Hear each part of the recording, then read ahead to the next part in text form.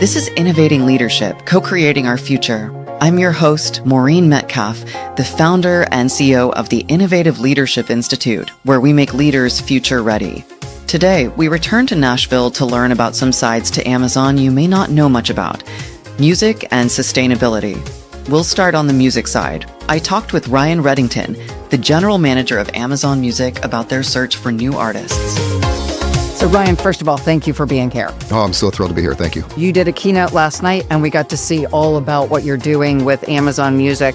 One of the things that stood out to me is your Breakthrough Artist Program.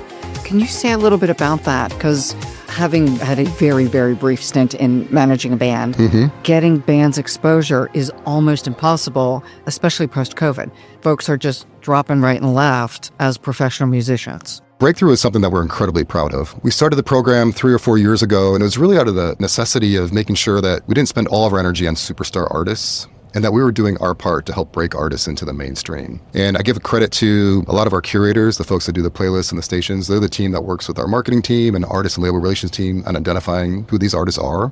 And so there's a little bit of data, but there's a lot of ear and a lot of gut that goes into it. So it's an interesting kind of combination of what's happening, what's trending in the music space, but what do we like? What is the team like and what's really hitting? And the Breakthrough program really gives us a platform for artists to take advantage of the different things that Amazon can bring to the table. So additional marketing dollars, if they're interested in music videos. I talked about Breland last night and some of the visuals that he wanted to accompany his album. And so we really start with what's the vision for the artists? How do we work backwards from that and building really great marketing campaigns? And then making sure that we're supporting them through the entire process. And like with the Breland example last night, his first album hit gold. Amazon Music is over 50% of his streams. So I think it's really putting the money where our mouth is at as far as supporting the artists and making sure that we're helping them reach new audiences and really helping them break through.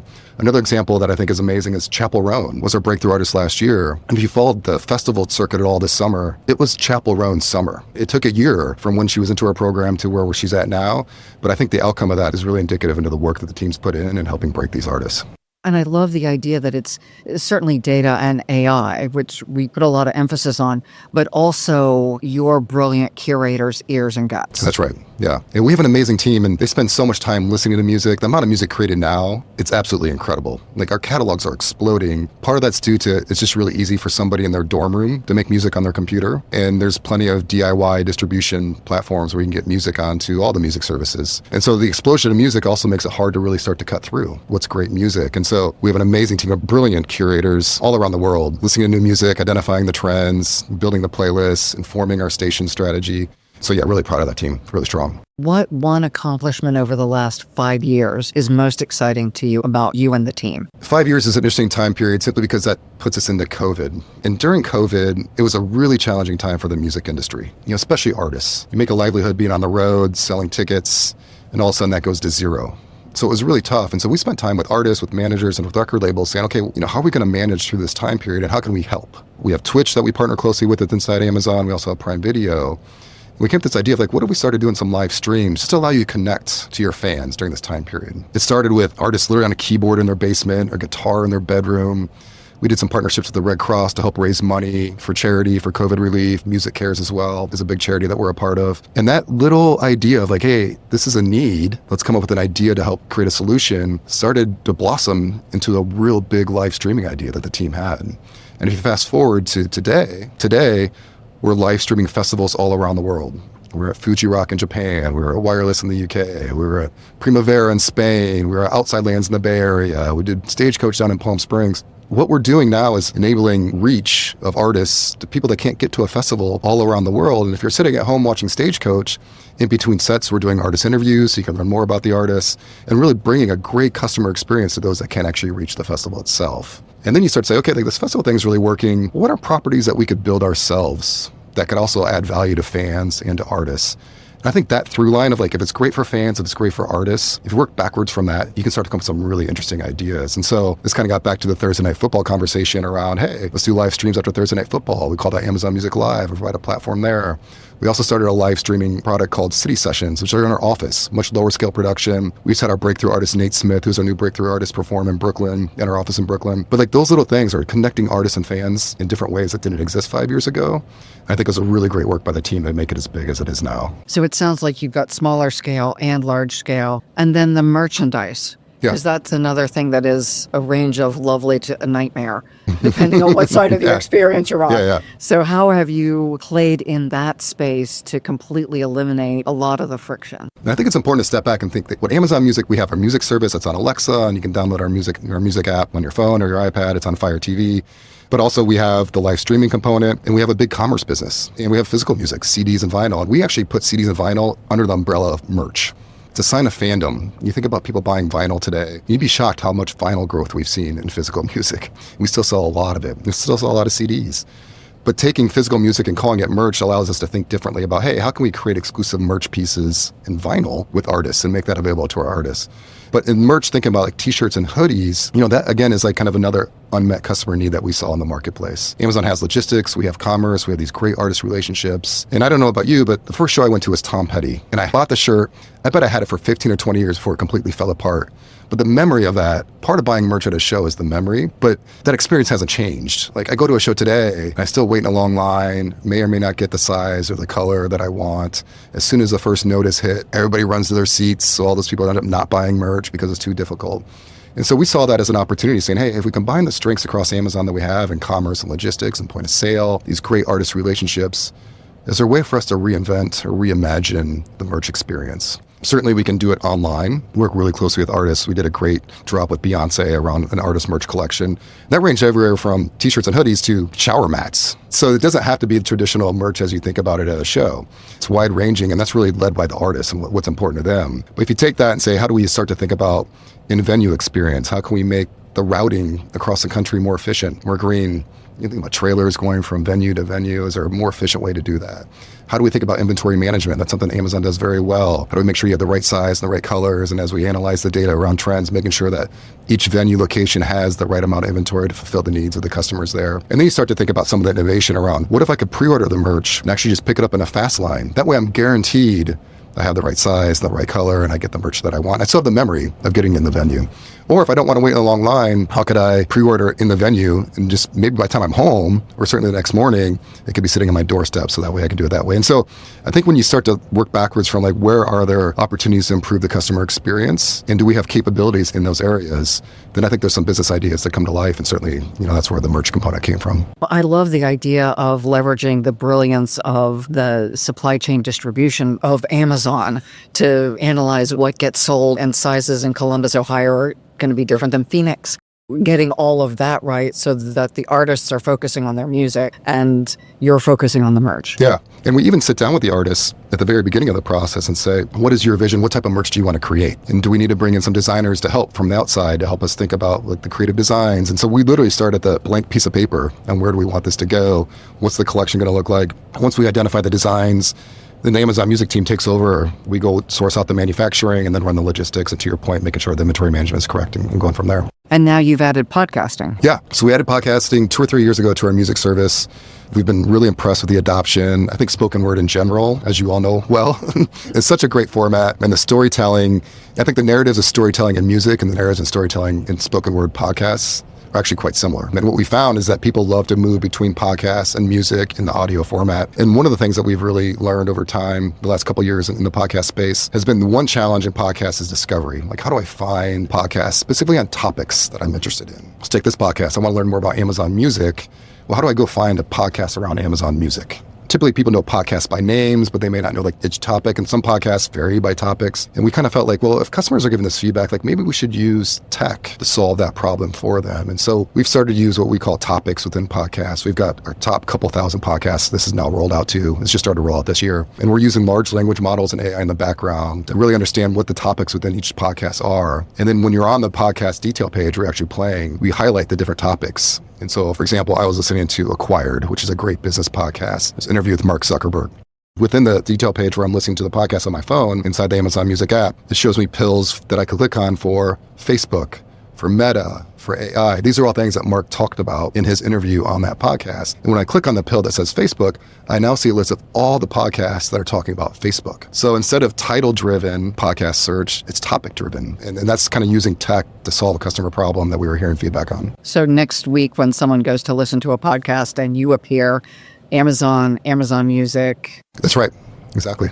Yeah, so it's pretty exciting, and if the listener want to learn more about Amazon Music after hearing this podcast and they click on that pill, we can give them all the other podcasts that are related to Amazon Music. One of the things that I try to convey is the breadth of Amazon Music is beyond a music service. It includes the live stream, commerce with merch. The way that we interact with the music industry is just a bit different than other folks because of the capabilities that Amazon has. And our conversations with artists definitely invoke those capabilities, and we're really starting to capitalize on them. And so I think that's an important piece. I love the integration of, I'm not a football fan, but sports and music. Yeah. How do we get our artists exposure? It's on football. That's right. Because we are a country of football fans. And I think if you really step back and think about it, culture is defined by sports and music. And so anytime that you're at the intersection of sports and music, and then you put tech on top of that, it's really, really interesting. And for us, music comes out on Thursday nights. So it's a bit serendipitous that the deal that Prime Video did with the NFL is Thursday Night Football. It's actually more relevant than Monday Night Football for us because new music drops at 9 o'clock on Thursday nights Pacific time. And 9 o'clock Pacific time is kind of roughly when a Thursday Night Football game ends. Oh, when it ends. The game ends maybe around 8:15, 8:20, 30-minute post-game show. You're kind of like in that ballpark of around when new music's dropping.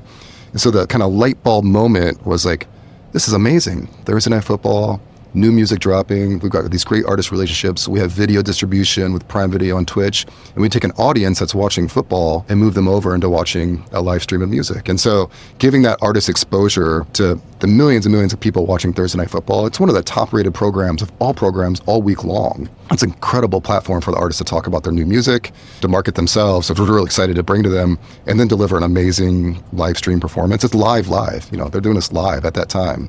So we're super excited about it. What has allowed you to step into a place where you're comfortable taking risks and changing an industry? That's a great question. Part of it probably starts with my family. I have an awesome wife, 2 boys that are 10 and 12, and you kind of need a supportive village, and I definitely have that at home, which I'm very thankful for. But I've been at Amazon for over 15 years, and over that time, I've seen really great leaders in the company see how they think about business problems, how they analyze different data points, how anecdotes feed into your thought process.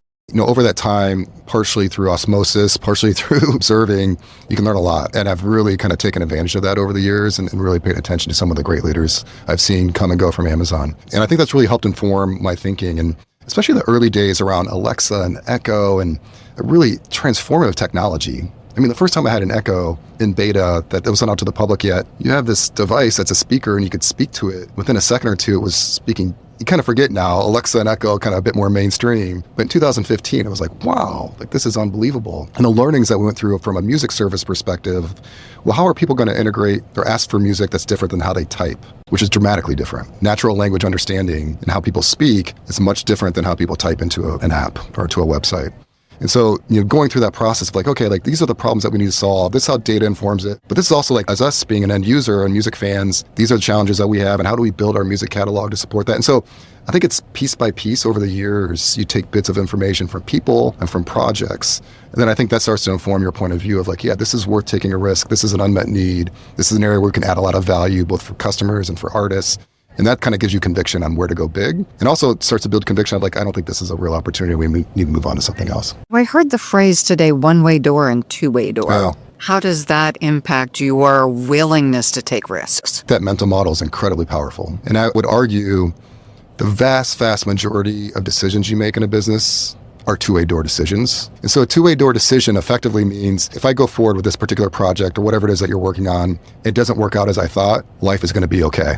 We can come right back, go back through the door, and move in a different direction. It's not catastrophic. It's not a massive decision. A one-way door decision is where you are making a very strategic decision that is almost impossible to unwind. It has pretty large implications to the future of your business. With two-way door decision making, what you want to do is encourage your team to say, hey, if this is a two-way door decision, move fast. Speed matters, and innovation speed is really, really important. And if it's a two-way door decision, it doesn't work out, that's okay. That's what we want. And just walk it back and we'll move in a different direction. If it's a one-way door decision, you really want to spend the time to analyze the data, review documents, debate the pros and cons of moving in a certain direction. And then after a long period of review and conversation, sometimes up to a year, maybe longer, depending on the size of the decision, then you decide to go forward. But that's a heavily vetted decision. And that's really where the one-way doors come in. But you wouldn't have gotten where you've gotten if every decision was a one-way door. Correct, yeah. And I think like the live streaming example, that's a two-way door decision. Let's start to stream some stuff on Twitch and Prime Video and kind of see where it goes. If it doesn't work out, we'll move in a different direction. And now it's a massive, massive business for us. And so that's an example where two-way doors can be seeds into some really big ideas. And if you don't go through the door to try it, you never have a shot. Brian, thank you. And thank you for what you do. I love my Amazon Music station. No, thank you. Like any other major corporation, Amazon can have a major environmental impact. Unlike other major corporations, they have a very vigorous sustainability program to minimize that impact. Kara Hurst is in charge of it and told us all about it. Welcome, Kara Hurst. Thank you so much for joining us. Your role is sustainability. Tell us a little bit about how you got here. Sure, and thanks for having me. My role in sustainability, I have the privilege of leading this great team across all areas of Amazon. So I joined the company 10 years ago, and I was brought in to help us think about how to integrate sustainability across all of Amazon's businesses globally, which is a really fun challenge. What's the pledge? The pledge is something that we created 5 years ago.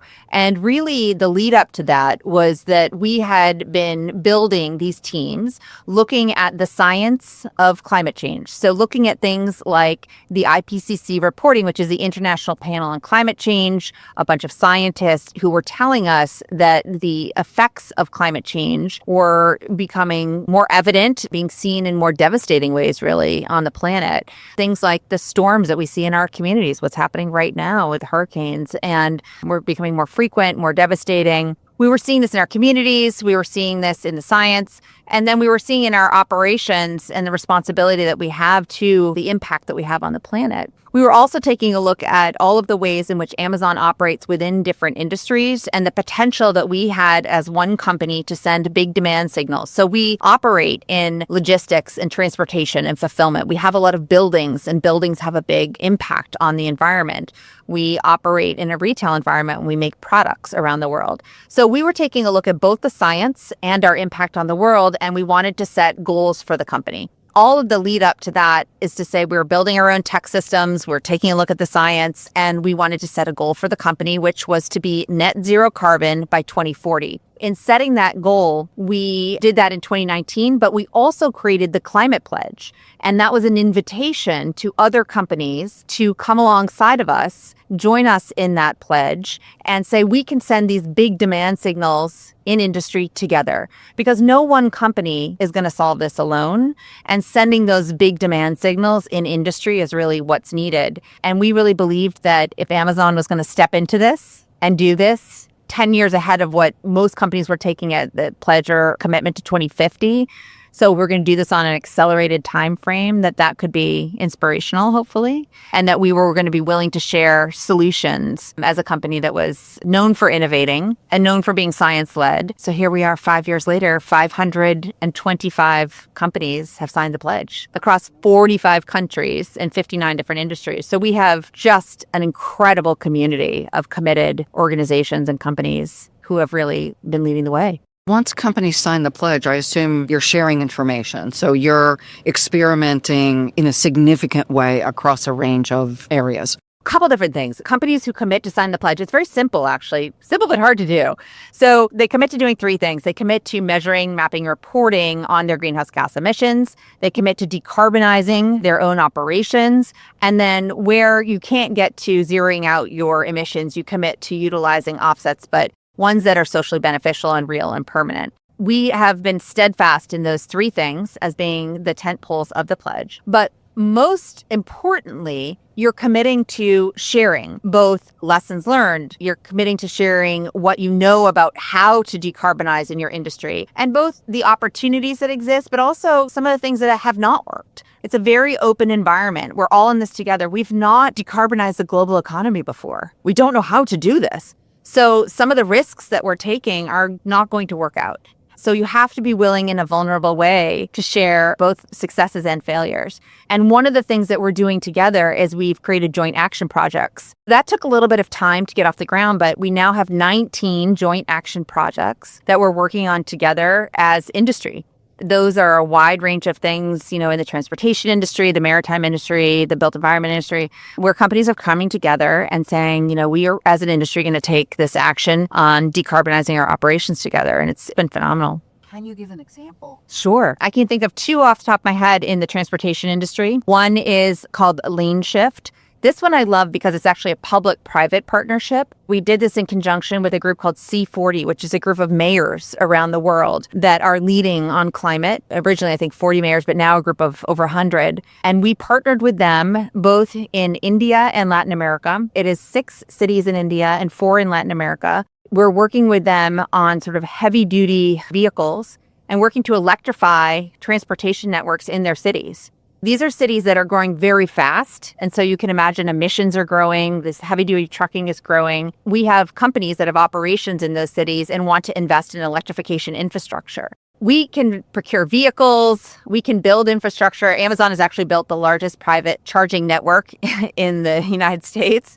That's great, but we need also to have these charging infrastructure available for everyone. Cities want to have this. They don't want to rebuild old infrastructure, right? You want to just move to electrification. So we're working with these mayors in these cities that are growing very, very fast and that want to have clean air and new technology and electrification coming. So Lane Shift has been a phenomenal effort in these cities in India and Latin America. The other one is called Joule, and that is happening, I believe, in Mumbai. That is a specific last mile electrification effort where we're partnering with like Mahindra Electric and I think Uber and other electrification charging infrastructure powered by renewable energy. And that's more of a last mile effort. So it's availability of these solutions in places that are fast growing where emissions are rising, but you want to just get to the right solutions fast. Those will roll out in Africa and other places that don't yet have the infrastructure at some point. You always want to get to places that are fast growing, where emissions are growing and where there's new technologies. You mentioned Africa. One of the other things that we've launched at Amazon, it's open to some companies, in the Climate Pledge for sure, but we have a Climate Gender Equity Fund. That's another really interesting lens on the fight against climate change is many of the people most affected by climate change are women. And a lot of times they also have the best solutions, but they are the last to get funding. And we know this. We know this in most venture capital, availability of funding. In most venture capital, women don't receive the funding. I think it's less than 2% globally. And so we set aside $52 million out of our Climate Pledge Fund. And we said this is going to be dedicated towards women-led startups. And we also partner with USAID. And so we've started this whole Climate Gender Equity Fund. And the first 3 investments we made out of that fund were in Africa. And these were incubators of women-led startups. And they have phenomenal ideas. Women are leading the ways on a lot of climate tech. Is there a startup that has materialized that you're most proud of? Wow. We've made 31 investments so far out of this Climate Pledge Fund. And that was a fund. It's a $2 billion fund that we started in 2020. So a year after we established the pledge, we have made a range of investments out of that fund. Regenerative ag to electric aviation to the hydrogen economy to things in transportation. I would say there are things that we are utilizing at scale. That's where I get really excited. Things where we can take those technologies and deploy them at scale in Amazon. And so I think of things like Carbon Cure that we're utilizing in our buildings. We built our second headquarters in Arlington, Virginia, utilizing Carbon Cure. And when you see a building go up like that, where we have employees who come to work every single day and they're in a building that's utilizing one of the technologies we've invested in, I get really excited about that. What is Carbon Cure? It's an additive that put into cement that helps to sequester carbon. That's one that's been tested in trial. I think it's in over 40 buildings in the Northern Virginia area now. So that's kind of a more developed technology. And then some of the ones we had here today at Delivering the Future, they're nascent and new, so they're growing. So it's a real range of things. I also had the chance to go and visit a startup that we invested in called Hippo Harvest down in Petaluma, California, doing robotic farming. And so they're growing lettuces with less water and fertilizer and utilizing less land. when we were serving some of their product today at our lunch. And so, it's a whole range of things. It's really interesting. And water is going to become another big issue, especially with generative AI. So that being carbon neutral takes on a very different tone. Water is a really interesting issue around the world. And I think, rising in people's consciousness as they're understanding water scarcity, as some places are becoming hotter. Access to water is certainly becoming an issue. We've taken a goal at Amazon, particularly for our Amazon Web Services business, to be water positive by 2030. So what that means is that for the places where we operate data centers, we will put more water back into the communities where we operate by 2030. We announced this July that we're already 41% of the way towards that goal. That's a phenomenal commitment. It's a big commitment, yeah. I read recently that an AI search, 100 words, write me an email, takes a container of water, like a bottle of water. So if we think about all of the training of models, I think you're making a great point in the sense that one of the things you need to do, like any kind of material use that we think about, you think back to your grade school days, and you think about the 3 R's. The first is reduce, then you reuse, then you recycle, right? So the same goes for water, whether it's in our data centers or in any facility. We first want to build really efficient data centers. So first we build data centers that are using less water to cool and that are recycling that water that they use. We're doing all these kinds of improvements to our buildings where we're getting very, very efficient about the kind of water we need to use to begin with to cool, and evaporative cooling systems that are advanced. And then we're building recycled water systems. And we have gray water recycling in our fulfillment network as well.